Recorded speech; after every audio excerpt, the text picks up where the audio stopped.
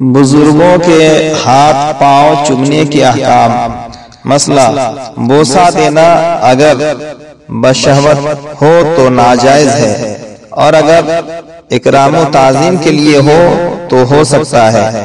पेशानी पर बोसा भी इन्हीं शराइत के साथ जायज है।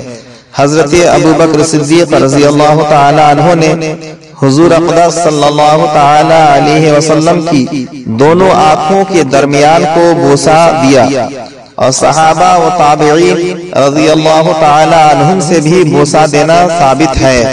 मसला, बाज लोग मुसाफा करने के बाद खुद अपना हाथ चूम लिया करते हैं, ये मकरूह है, ऐसा नहीं करना चाहिए।